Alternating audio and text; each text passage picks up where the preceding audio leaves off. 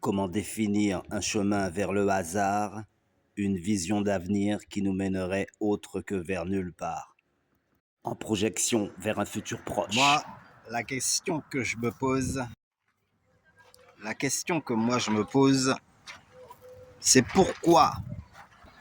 Donc pourquoi attendre que ça flambe avant de s'asseoir autour d'une table et commencer à négocier? Mais sérieusement, pas juste pour gagner du temps. Parce que l'inverse existe aussi, hein.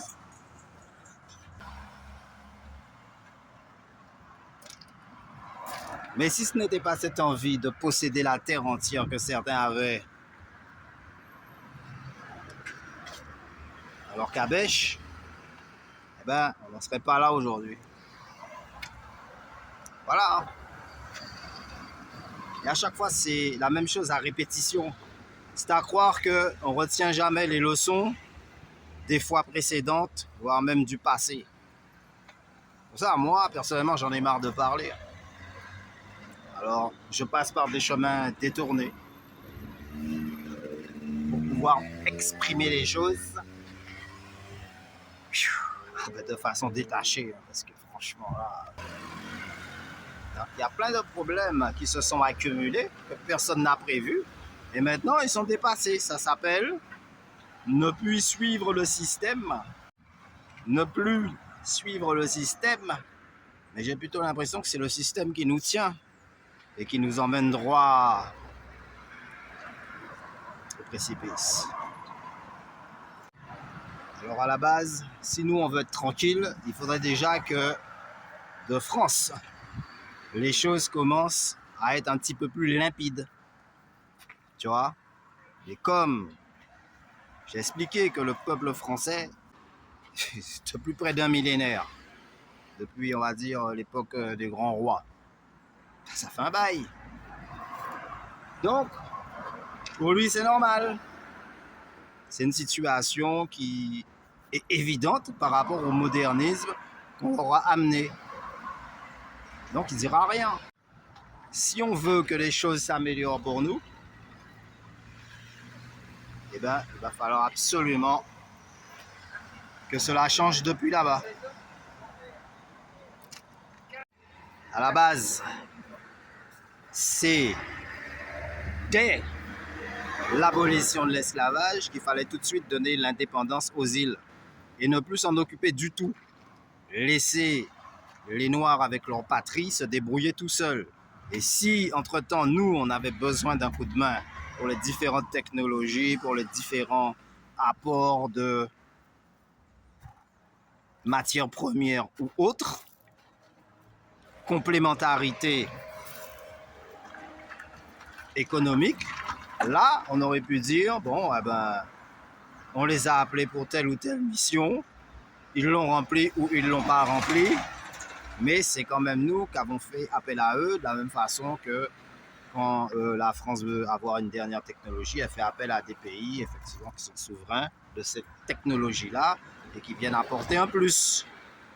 Mais en aucun cas, ils imposent au pays leurs lois. C'est le pays qui dit on a besoin, je ne sais pas, d'une centrale nucléaire, donc tu nous ramènes une centrale nucléaire, on te paye tant en barils de pétrole, en minerais, tout ce que tu veux. Et une fois ta mission terminée, ben voilà, c'est tout. Tu as été payé. Bon, eh ben ciao, au prochain contrat, quoi. Là, ça aurait été bon.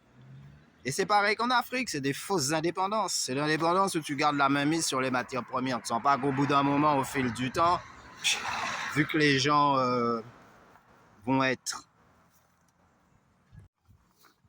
dans l'obligation de prendre parti quelque part, eh ben, ce ne sera jamais parti pour le pays qui a exploité, qui a surexploité et qui a mal payé les gens. Embarquer les gens dans des conflits inutiles, dans des guerres sans fin, dans des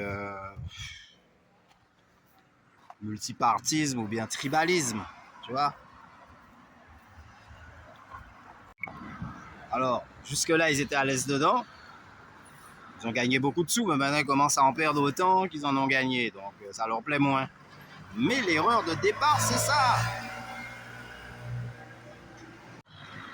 ils ont commis des atrocités envers certains peuples autochtones et ils ont voulu garder la mainmise sur ces peuples-là. Pour les richesses, évidemment. Maintenant qu'on sait où ça nous a mené, on voit, on ne peut pas contester quand même. Eh bien, on ne fait rien pour réaligner les choses et remettre les choses dans le bon sens. On continue encore. On est déjà en chute libre. On ne peut que s'écraser au fond.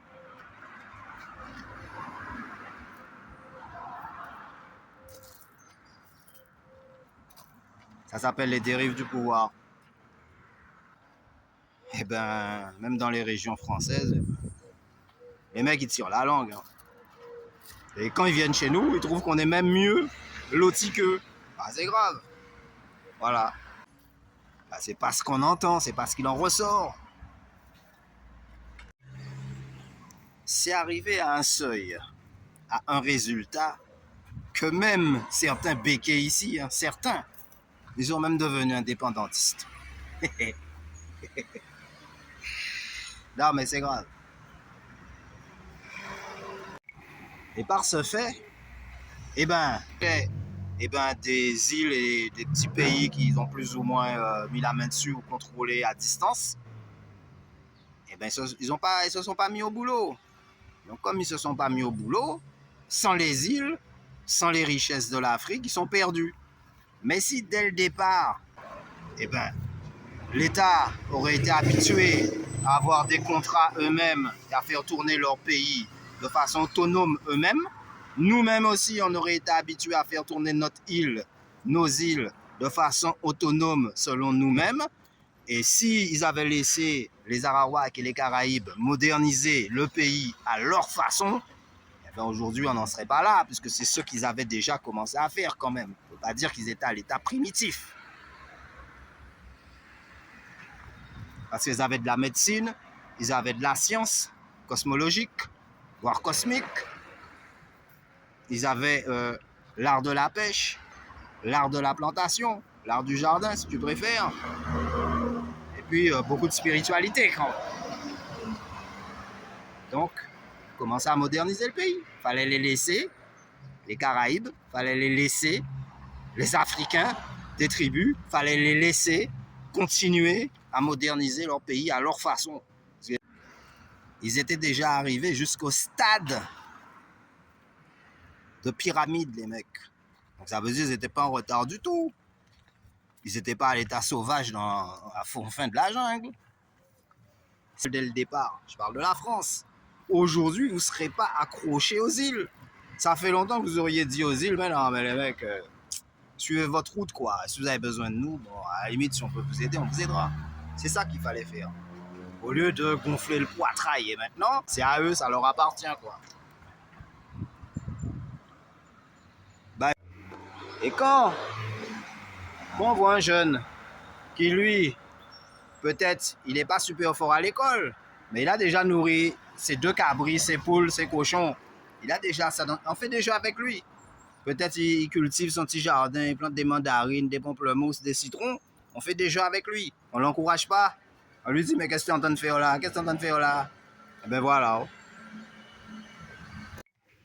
Alors, une fois qu'un peuple est habitué à un certain mode de vie, ben, pour lui, c'est la normale des choses. Donc tu ne peux pas lui proposer autre qu'une fuite en avant. Alors que quand un peuple a appris à se débrouiller tout seul, même si c'est difficile, il n'attend rien des autres. Tu vois?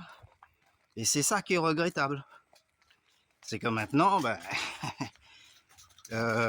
aller de l'avant vers un retour à la terre, et ben c'est comme si c'est faire marche arrière. Alors que non. La terre est très rentable. Mais bon, ça intéresse personne. Parce que tout le monde veut s'asseoir sur un fauteuil en cuir et être patron. Et commander les autres. Et les surexploiter. Exprès. Parce que ça y est, la vie est belle. Voilà. C'est tout. Parce que quand on est habitué, on va dire, à se débrouiller tout seul à une vie difficile, l'épreuve de force n'est pas un échec. Tu vois? Mais non. Et tous les battants, ils vont te dire ça. Hein. Ils vont te dire, moi, j'ai l'habitude de me défendre, j'ai besoin de personne pour m'aider. Eh ben voilà, mais c'est ça. Mais là,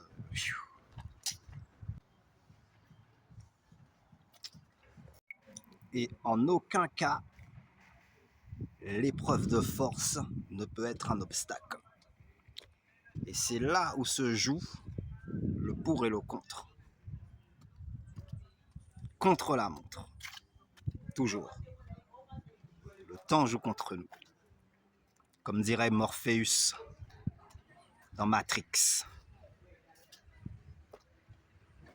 Et il faut pas rigoler pour une fois que je cite un film.